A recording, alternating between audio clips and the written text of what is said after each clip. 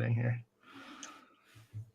Okay, we are live. Welcome everyone to Weekend Wind Down with business coach Nancy and John Dupre from Rebel Woods. Cheers, everyone. Cheers. I missed the wine memo and grabbed whiskey instead. Well, and for you guys who are starting to come on, last time when I drank whiskey with Darla Powell, by the end, we were both trash. So I'm glad I didn't know that John was going to drink whiskey, because I would have gone, oh, I'll drink whiskey too. I am an experienced whiskey drinker, for better or worse. There's a whiskey bar around here. There's a pecan whiskey that's delicious, a little too sweet, but I can have one. Don't even know the name of it, but anyway, it's lovely. So I'm not trying to turn myself into a whiskey drinker, though. It's a little rough for me. Yeah, I don't know. I've got young kids, and it's just the right amount of rough for me. So anyway, I did have to cancel last week, guys, so I apologize for that. I was under the weather, so John was nice enough to switch weeks, and I'm so excited to have him here just to give you guys a little update on what's been going on in my life, because I always like to give a little update. Today, I actually signed a contract to sell my house. Look at all the Post-its, right? My poor lawyer. I was like, what does that mean? What does this mean? So I am in contract to sell my house. So over the next, I think I only have about 45 days to get out of here, which is going to be a real challenge for me because I am empty nest and alone. So me and my dog are going to be packing up, although I know my children come back and help me, and find a new place to live, which I'm looking to go about a half an hour away to a new town on Long Island. So exciting news for me, but I think I might take a reprieve from Weekend Wind Down, kind of like holiday season, and start up again in January and set up my whole guest roster. So for anyone who's watching, who's interested in being on Weekend Wind Down, I'll be setting my January calendar. And like I said, I'll probably be taking a little bit of a break because of the holidays and because I'm selling my house. So that said, I also rolled out my course over the next, I guess it's about 2.5 weeks now, the Interior Design Profit Formula.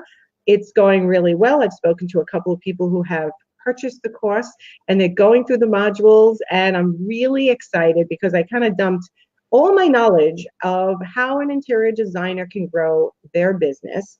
And it's based on my profit puzzle, which I'll just show you real quick. If it's going to be backwards, I don't know. My profit puzzle, kind of everything I teach my designers. There's exercises behind each on how to grow their business, create content that connects, how to market yourself, how to set up your pricing model, all to be more profitable. So I'm really excited about this show because it actually talks about how you can sell wood flooring in a very profitable manner to increase your bottom line. So that's why I'm really excited to have John here. So John, welcome to my Weekend Wind Down. Thank you. Thrilled to be here, and congratulations on selling your house. Better you than me. I've said I am not moving again until I can afford to go on vacation for 2 weeks. And when I come back, all my stuff better be in the new place. If I can't afford that, I ain't leaving. Yeah, it's a little scary, but I mean, I have a 6-bedroom house, and it's only me left. Yeah, so it's like me and my dog cannot even step into every room every day. It's just silly. When you get to this stage of life, your kids are young, right? They are, yes, 3.5 and 1.5.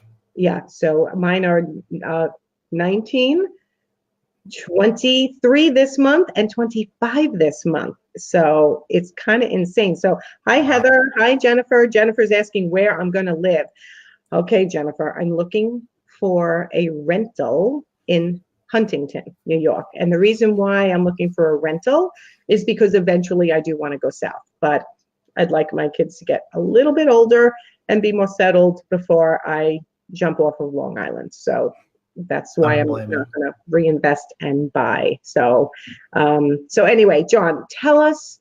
I met you at Las Vegas Markets. Yeah, I missed you at High Point, by the way.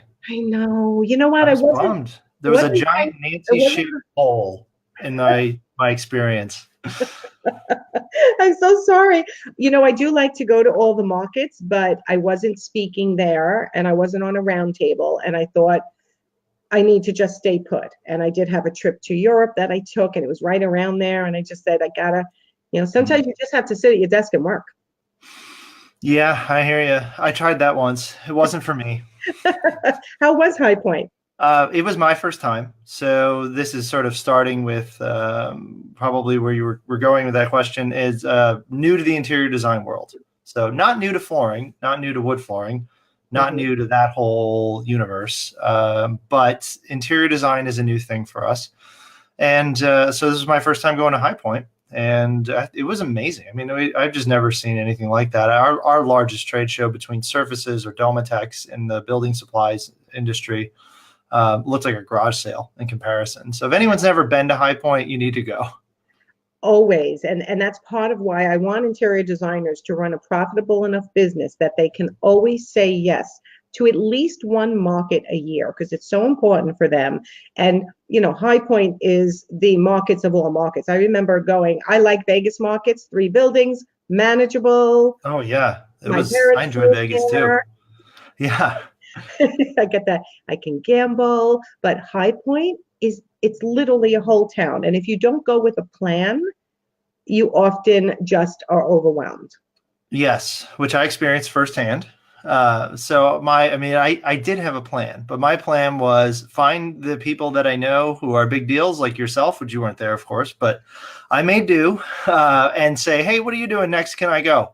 And that worked out for me pretty well. Mostly because I'm still in the scouting phase. I think when it comes to markets and where we fit in, and our industry does not have as much to do. I mean, it's a tangential industry to interior design, and we've always treated interior designers as a nice to have, right? But never really fully empowered them. So part of my thinking is this is foolish that we're not all rowing the same boat, so to speak. So that was this has been a good year of just getting to know people, getting to know the interior designers' workflows and their needs and wants and fears and hopes and dreams, which obviously you're a master of. But it's been interesting from my perspective, and so it was, definitely have a plan and definitely go there with a purpose. And I love the fact that you added to your, it's a family business, correct? Rebel Woods? Well, yes, actually, yes. There's no technicality in there. So tell a little history of your company. Sure. Yeah. The beginning. That's a good place to start. So I guess I'll go back even further. So when I was born, actually, it sounds like a joke, but I am actually going to start there. When I was born, my parents were just out of college, and they had just gotten married, and my mom got pregnant with me and needed my father. Basically, she was going to be a teacher. She was going to grad school to be a teacher. Ended up becoming a teacher, just retired. So that story ends happily. But at that time, didn't know where that was going to go. My dad needed to just start supporting her. So during the pregnancy and all of that. So he got a part-time job, learning how to sand floors with a guy that his dad knew. It was just one of those like, hey, he's looking for help. Just do this part-time. You got to get something going. So he learned how to be a flooring contractor. He had a business degree, still has it. But he had a business degree, and he started just out of necessity, just had to start getting out there and doing something. So he learned how to do it, and then he realized he needed to make more money, and the guy he was working for couldn't pay him anymore. So he made the decision courageously to say, I know how to do this. I'm going to borrow some money for equipment. I'm going to go out on my own. I'm going to make this happen. So he started. So I grew up kind of in that industry. I'm going to skip ahead 20, 30 years. But grew up in the industry. My father left contracting and opened up a distribution business here. And I'm on the other side of New York State from you. I'm up in Rochester. So if you've never been to Rochester, it is the land of failed industrial dreams. We are the place. Rochester. Really? You have or haven't? Oh, yeah. Okay. So it's a great town, but it's where Kodak used to be and Xerox used to be and Bausch & Lomb used to be. And it's so it's where everybody used to be. But yes, we're coming back, and we're coming back. Wegmans is actually the biggest employer in town is the hospital, but Wegmans is a world-renowned grocery store there. So anyway, he started there. I got a job out of college in the manufacturing side of the industry, but not for the wood, for the sundry side. So I was going around selling sandpaper to flooring contractors. The company I worked for made sandpaper, and yes, that is as sexy as it sounds. Oh my God, that's horrible.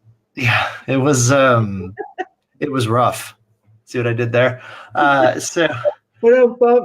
Yeah, no, I practiced that one in the mirror this morning. So I did that, but it was good. It was a good experience. I was in the industry. I knew it. I knew the contracting side of things. That was my summer job growing up. So I got a lot of experience, made a lot of contacts. We're not a big industry. So between that, my father started networking in through the National Wood Flooring Association, started the distribution business, got on the board of directors for the NWFA. He's now currently vice chair. I came in and asked me to join the distribution company. So I said, okay, sure. So I left the sandpaper company, started the distribution company, and then quickly that's where the idea, that wasn't Revel Woods. That company is called Installers Warehouse out of Rochester, and they service that region. And while working there, kind of had the idea of, this is an old industry. It's an old supply chain. It goes, you get your manufacturer, regional distributor, you get your retailer, and you have your contractor. And then there really wasn't much of an e-commerce presence. And there was, but most of them were just variations on what you would see at Lowe's or Home Depot's website. So companies like Build Direct, which are, I don't want to bash them, because they're a fine company, but it was all kind of the same thing. It's a very technical product. It's a very personal kind of sale. It's very situational. So it's a high-tech sale, even though it's a low-tech product, right? Like wood is like the second oldest building material. Right. So the might be the oldest, I'm not sure, between wood and stone, right? So so from there I thought, like, well, there really isn't anything for this next generation. Like, we're not doing anything really different. You still have to go to the store. You still have to go to Home Depot. You still have to go to wherever it is you're going to buy it. Or you go to the specialty carpet store. Maybe a flooring contractor and he's got his distributor. And it's just a really clunky way to buy this. And I thought, like, could we do this better? So one of the things we challenged ourselves was, like, I don't want to just slap everything that's available up on a website and say, good luck, search through here and try and find what you need. And if you pick the wrong thing, sucks to be you. I don't know what to tell you, right? Because that's how it works. Yes. And that's an expensive mistake, like tens of thousands of dollars expensive. So one bad flooring job can wipe out your profits for the year. And that's true for me. Again, I sell flooring. So you kind of have to know what you're doing. And I thought, well, how do we simplify this? So we didn't know. So we just sort of shelved it for a while. We didn't know how to simplify it. And then one day I was on a clothing website. It was like Trunk Club or one of those types of, like, Stitch Fix. I've done those. You get your box of clothes. You try them all on. You hate 3/4 of them usually and put them back in the box and go. But you get one good piece. Exactly. So our thought was, so the piece of just sending everybody a bunch of floors and have them send back the ones they don't like wasn't going to work. So we didn't like that piece of it. But before they show you any product, they ask you about yourself, right? Like, who are you and your sizes and your kind of styles and what sort of brands do you normally wear? And again, it's not even like, here's all our shirts, pick one you like, right? But it was, okay, before we show you any shirts or show you anything, what are you into? And then afterwards, it was this curated process where it pared down. They send you the trunk, right? That has everything that you're supposed to love, and you send back the stuff you don't. But that first piece, a light bulb went on, and I thought, okay, why don't we do that? Because you can't, when you buy wood flooring, more than any other flooring type, your climate matters, your subfloor matters, your activity level matters. If you've got in-floor radiant heating, that really matters. So we distilled it down into a number of basic questions. Like, okay, what do we need to know? And we basically re-engineered the entire process to come up with, based on your situation, this is a space that will work for you. And so originally we thought, the consumers are going to love this because consumers, that's like the buzzword, right? Everyone wants to go direct to consumers. So we thought, okay,